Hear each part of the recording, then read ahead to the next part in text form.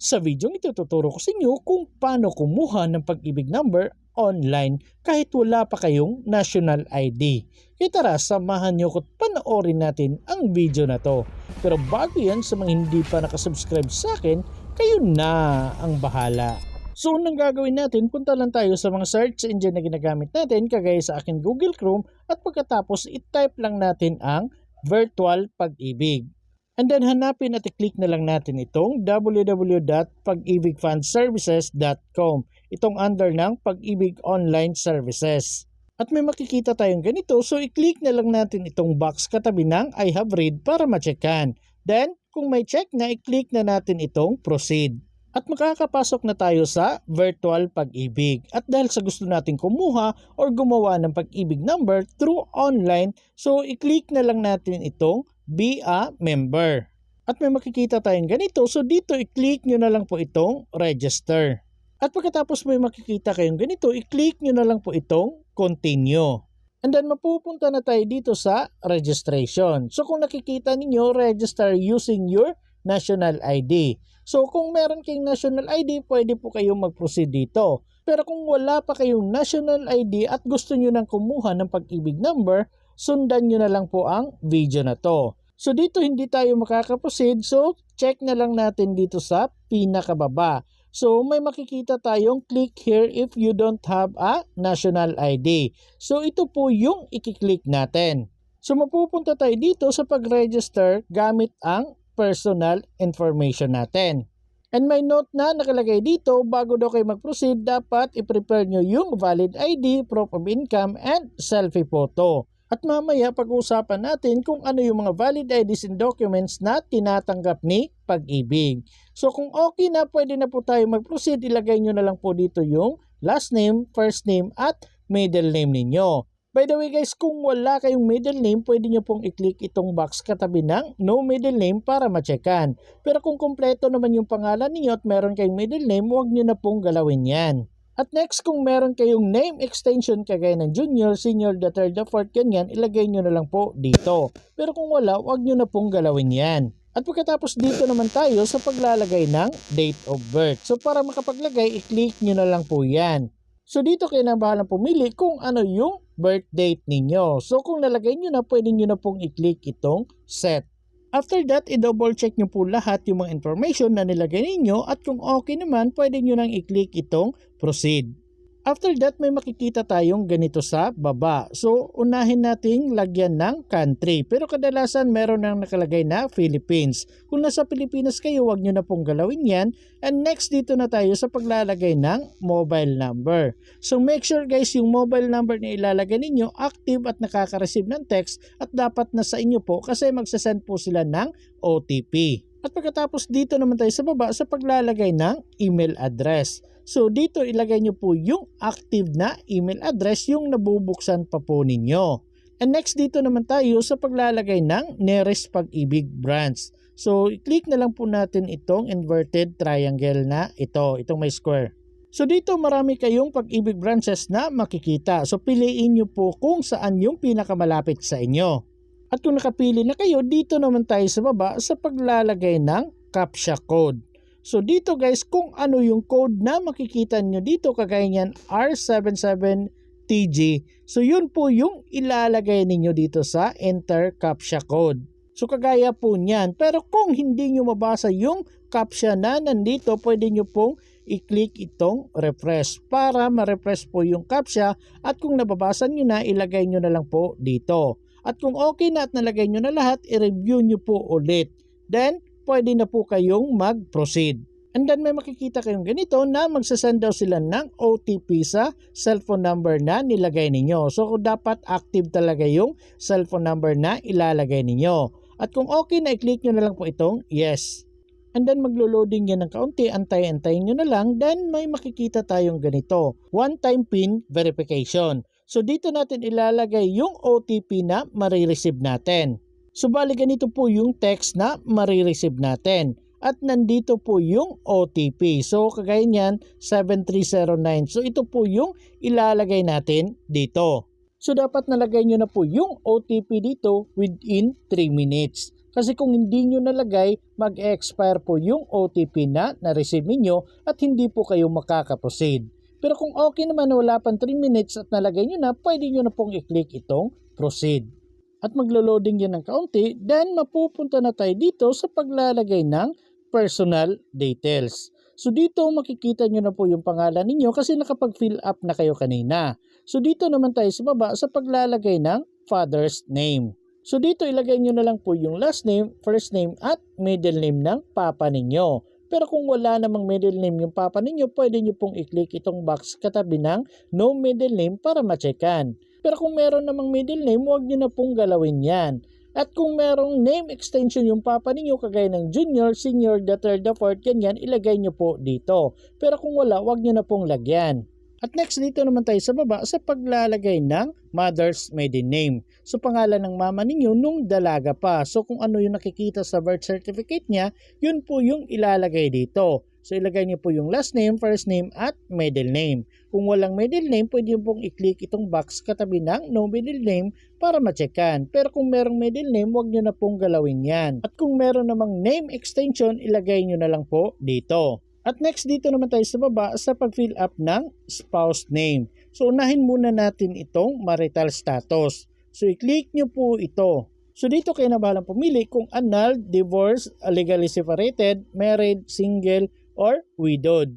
At dahil sa single yung pinili ko, wala na akong kailangang fill upan dito. Pero kung married kayo, kailangan yung maglagay ng pangalan ng asawa ninyo dito. At pagkatapos dito naman tayo sa baba sa paglalagay ng member's name. So kung ano daw yung nakikita sa pangalan ninyo sa birth certificate, yun po yung ilalagay dito. Kung magkaiba yung pangalan ninyo sa birth certificate, pwede nyo pong ilagay yung pangalan na nakalagay sa birth ninyo dito. Pero kung magkatulad lang guys, pwede nyo pong i-click itong box katabi ng check if the same as above para ma-checkan. So kagaya ng sa akin, automatic na nalagay yung pangalan ko dito kasi kinlik ko itong box. So kapag ganyan, proceed na tayo dito sa baba sa paglalagay ng personal details. So dito ilagay nyo po yung kasarian ninyo, yung citizenship, kung Pilipino kayo, piliin nyo po yung Filipino. Tapos dito tayo sa frequency of savings. So i-click nyo po yan. So dito kayo na bahalang pumili kung gaano kadalas kayong maghuhulog. Pwedeng monthly or quarterly. So depende na po yan sa inyo. And then dito sa baba, makikita at nakalagay na kaagad yung birth date ninyo kasi naka-fill up na tayo. At next dito naman tayo sa baba sa paglalagay ng height. So dapat naka-centimeter po yung height na ilalagay ninyo. At next dito naman tayo sa paglalagay ng weight. So dapat naka-kilogram din po. At next dito naman tayo sa prominent distinguishing facial feature. So kung ano yung mga palatandaan sa mukha ninyo, for example may mga balat, may mga nunal kayo, pwede nyo pong ilagay dito. Pero wag mag-alala guys kasi pwede namang hindi fill upan ito. And next dito naman tayo sa baba sa paglalagay ng place of birth. Kung sa Pilipinas kayo pinanganak, wag nyo na pong galawin yan kasi naka-Philippines na po. Pero kung outside of the Philippines, pwede kayong pumili ng ibang bansa dyan. At sunod mag-select kayo ng region, then province at city and municipality. So unahin nyo po yung region para makapili kayo ng province at city and municipality. At next dito naman tayo sa baba sa paglalagay ng identification details. So dito may nakalagay na tax identification number or TIN number, SSS number, GSIS number, employee number, at ang panghuli ay common reference number or CRN number. So dito guys, optional lang po to. Ibig sabihin, pwede kayong maglagay, pwede rin pong hindi. So nasa sa inyo na po yan. So i-double check nyo na lang po lahat yung mga nilagay ninyo na personal details at kung okay na at wala namang problema, i-click nyo na lang po itong next. At kung may hindi kayo na fill upan, may makikita po kayong ganito na missing information. So kailangan nyo pong fill upan lahat yon. At pagkatapos mapupunta na tayo dito sa paglalagay ng address. So unahin natin itong permanent home address. So dito guys, kung ano lang yung meron sa address niyo, yun lang po yung lalagyan ninyo. For example, wala kayong building name, walang phase number, ganyan, walang house number, pwede pong wag nang lagyan. Basta kung ano lang yung meron sa address niyo, yun lang po yung ilalagay ninyo dito. At kung okay na, dito tayo sa pagpili ng region. So unahin nyo po yan para makapili kayo ng city at barangay. pagkatapos automatic na pong makikita nyo yung zip code dito. At pagkatapos natin ma-fill upan yung permanent home address, dito naman tayo sa baba sa paglalagay ng present home address. So ganun pa rin kung ano lang yung meron sa present home address niyo, yun lang po yung fill upan ninyo dito. Pero kung parehas lang yung present home address at permanent home address, pwede nyo pong i-click itong box katabi ng same as permanent address. At automatic na pong ilalagay yung information sa present home address dito sa permanent home address. At kung okay na, dito naman tayo sa baba sa paglalagay ng preferred mailing address. So i-click na lang po natin ito. So kayo nang bahalang pumili kung saan yung preferred mailing address niyo, kung permanent home address, present home address, employer or business address ba. So kayo nang bahalang pumili dyan. At kung nakapili na kayo, i-click nyo na lang po itong next. After that, mapupunta na tayo dito sa paglalagay ng contact details. So, meron nakalagay na home number dito. So, optional lang po to. Pwede kayong maglagay, pwede rin pong hindi. Tapos, yung mobile number ay automatic na nakalagay dito yung mobile number na pinaregister ninyo kanina. At dito sa baba, yung additional contact details, makikita nyo po yung email address kasi nakapag-fill up na tayo kanina. Tapos, may nakalagay dito Viber, Facebook, WhatsApp, Telegram, WeChat. So, no optional lang po ito guys. Pwede nyo ilagay yung account ninyo dito, pwede rin pong hindi. At kung okay na at wala namang problema, i-click nyo na lang po itong next. And then mapupunta na tayo dito sa pag-fill up ng present employment. So dito, unahin na natin itong occupational status. So i-click lang natin ito. So pwede kayong pumili kung employed, unemployed, not yet employed kayo. So kayo nang bahalang pumili kung ano yung status ninyo. Pero sa akin, unemployed, not yet employed yung pipiliin ko. At kung first time job seeker kayo guys, pwede nyo i-click itong box katabi ng first time job seeker para matsekan. At kung first time job seeker kayo, wala na kayong kailangang fill upan dito. Except lang kung employed kayo ngayon. So, kailangan yung fill upan lahat ng mga information na kinakailangan dito. At dahil sa first time job seeker tayo, wala tayong makiklik dyan. So, hindi natin kailangan fill upan yan. Proceed na tayo sa pinakababa. So, dito i-click na lang po natin itong next. Pagkatapos mapupunta tayo sa pag-fill up ng previous employment. So, kung kayo ay may trabaho dati guys, pwede nyo pong ilagay dito. I-click nyo po itong add previous employment at fill upan nyo lahat ng mga information na kinakailangan nila. Pero kung hindi pa kayo nakapagtrabaho at first time job seeker kayo, wala na po kayong kailangan fill upan dyan. I-click nyo na lang po itong next. At mapupunta na po tayo dito sa paglalagay ng years. So if ever mamatay yung member guys, automatic na i-divide po yan sa mga tagapagmana na nilagay dito. So pwede nyo pong i-click itong add heir. At pagkatapos may makikita kayong ganito, i-click nyo na lang po itong relationship. So dito pwede po kayong pumili kung father, mother, brother, sister, spouse, or son yung ilalagay ninyo. So kayo na bahala pumili. For example, father. So kung father guys, automatic na makikita yung pangalan ng papa ninyo dito kasi nakapag-fill up na tayo kanina. So ang kailangan lang nating ilagay dito ay yung birthday ng papa mo. At kung okay na at nalagay nyo na, pwede nyo na pong i-click itong save. And then makikita nyo na po yung mga heirs na nilagay ninyo at sinave ninyo dito. So kagaya niyan, mama at papa yung nilagay ko dito. So kung marami pa kayong heirs na ilalagay, pwede nyo i-click itong add heirs para malagay lahat yung mga heirs na kailangan nyong ilagay. At kung okay na, pwede nyo na pong i-click itong next. And then may makikita tayong reminder dito na dapat yung i-upload daw ninyong valid ID ay klaro at nababasa po lahat ng mga details na nandoon. So pwede nating i-click itong next. At dito makikita nyo po yung mga valid IDs na tinatanggap ni Pag-ibig. So basahin nyo na lang po, hanapin nyo na lang po kung saang IDs yung gagamitin ninyo dito. So i-click nyo na lang po itong next. And next may makikita kayong sample selfie with ID. So ganito po daw yung pagka-take ninyo ng selfie. So dapat po daw naka-t-shirt or naka-blouse kayo sa pag-take ng selfie or naka-formal attire kayo. Tapos dapat maliwanag yung pagka-take ng selfie ninyo, makikita yung mukha at yung ID na hawak ninyo. At dapat kayo lang at yung ID niyo ang makikita sa picture. Dapat walang ibang tao or kahit na mga hayop kagaya ng aso at pusa. At kung okay na at ready na kayo, i-click nyo na lang po itong finish.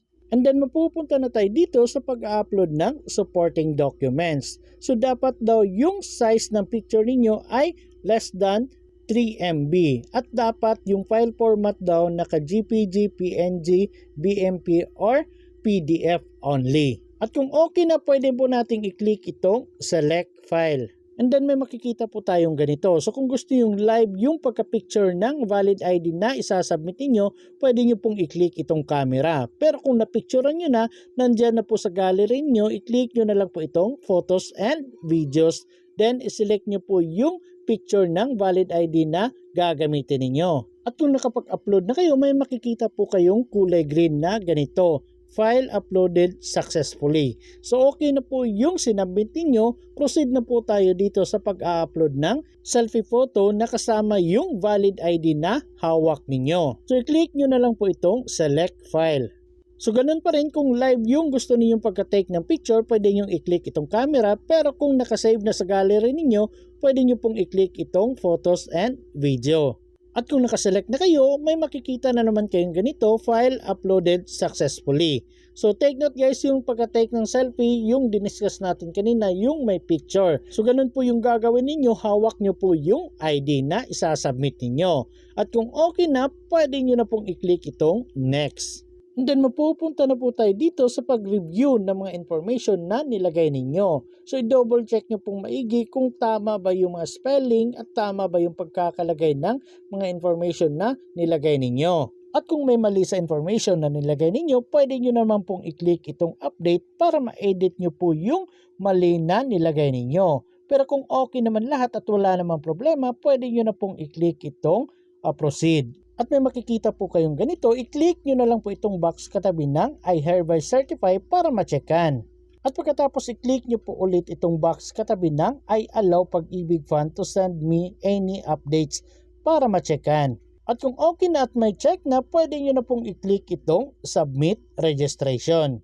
And then may makikita po tayong successful registration page. So dito guys, makikita nyo po yung registration tracking number or RTA ninyo. So ito po yung registration tracking number.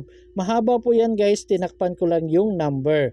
So ito po yung ika-copy nyo po yan kasi napaka-importante po nito. So screenshot nyo or i-copy nyo po ang RTN na ito. So bali may marireceive po kayong text or email na naglalaman ng registration tracking number ninyo. So i-copy nyo po yan or screenshot nyo para hindi po talaga mawala kasi napaka-importante po niyan. Kasi yan po yung gagamitin ninyo para makuha po yung permanent Pag-ibig number ninyo. Yes po. Kasi after 2 working days nyo pa makukuha yung Pag-ibig number ninyo. So, i-keep nyo po yung registration tracking number. For example, nag-apply kayo ng Friday guys, hindi po counted yung Saturday at Sunday. So, mag-antay kayo ng Monday, Tuesday. So, baka Tuesday or Wednesday kung Friday kayo nag-apply, pwede nyo na pong i-check yung registration tracking number ninyo. So, paano ba makuha yung permanent na Pag-ibig number natin? So, para i-verify yan, gagamitin natin itong registration tracking number. So, balik lang tayo sa virtual Pag-ibig. Then, i-click natin ulit itong Be a Member. At pagkatapos dito, i-click na lang natin itong Verify MID Number. At pagkatapos dito, kailangan nating maglagay ng registration tracking number. So yung tracking number na pinasave ko sa inyo, yun po yung ilalagay nyo dito after 2 working days. So i-copy nyo po yung tracking number, make sure na tama po yung nilagay ninyo. Then dito sa baba, ilagay nyo po yung last name ninyo. So take note guys, last name lang yung ilalagay dito at dito sa baba maglagay kayo ng date of birth ninyo. So kayo nang bahalang maglagay. Pagkatapos kung okay na at wala namang problema, i-click nyo na lang po itong submit. At pagkatapos kung may makikita kayong ganito, invalid tracking number, ibig sabihin yan mali po yung tracking number na nilagay ninyo or baka kulang lang. So i-double check nyo pong maigi. Pero kung ganito yung makikita ninyo, your Pag-ibig membership ID number is, so ito na po yung Pag-ibig number ninyo. So, screenshot nyo po or isave nyo po ito kasi ito na po yung permanent na Pag-ibig number ninyo. So, napaka-importante na po nito. So, dapat hindi nyo talaga makalimutan. So, take note guys, pwede nyo na pong hulugan ito or kung nagtatrabaho na kayo, pwede nyong ibigay sa company ninyo ito para mahulugan din nila. So take note guys, permanent na po ito na pag-ibig number ninyo. So i-save nyo, i-copy nyo, i-screenshot nyo para hindi po talaga mawala. By the way guys, if ever nawala or nakalimutan nyo ito, pwede nyo pong i-recover yan. May video po akong ginawa kung paano i-recover yung pag-ibig number ninyo. So ganun lang po kadali at meron na kayong pag-ibig number.